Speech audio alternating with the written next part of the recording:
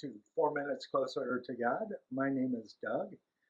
I wanted to discuss today the word Hesed, which is found in the Old Testament in so very many places, and it would be spelled in English Hesed or Chesed, depending. The concept is very important throughout, and it comes to us in the translation word loving kindness or mercy or faithfulness. And it really has to do with the idea of covenant faithfulness.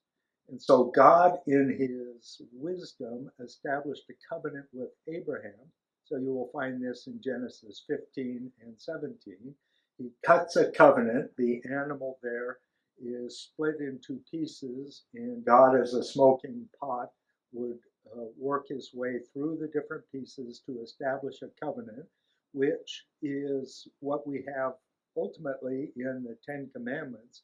Stipulations of the covenant. You follow this and you will get rewarded. So if you keep up with the Ten Commandments, you will be rewarded.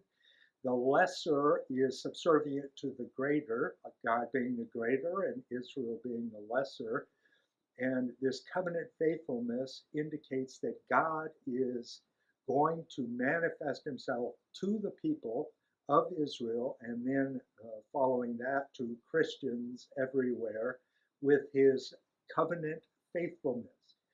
And so he has put upon us the idea of sexuality as being part of a covenant. So the man and the woman in covenant then would be faithful to one another in the way that God is faithful to his wife or his bride, Israel or the church. And so we have this covenant faithfulness in Hesed, which is such an important word throughout the Hebrew scriptures. And so to bear that in mind, we need to understand what it really means to be in a covenant relationship, an intimate relationship with the very God of the universe, the one who has created everything and all of us, loves us. And so his love for us, and this would come from the men who operate Hesed.com. He is consistent, he is ever faithful, he relentlessly and constantly pursues us.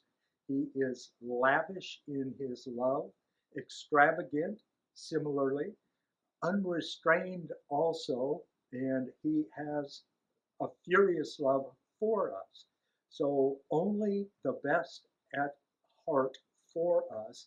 And the people who denounce God and have reasons that they would consider good and appropriate for not believing in God don't really have a good understanding of how much God loves us, how much he has designed a great plan for us, and that we are part of a glorious kind of tapestry or puzzle that he is putting together in love in order to make us the best that we can be according to the gifts that he has given us and to the gifts that would then be expressed out in the world as we extend this Hesed, this faithfulness and loving kindness and mercy to others with whom we come into contact.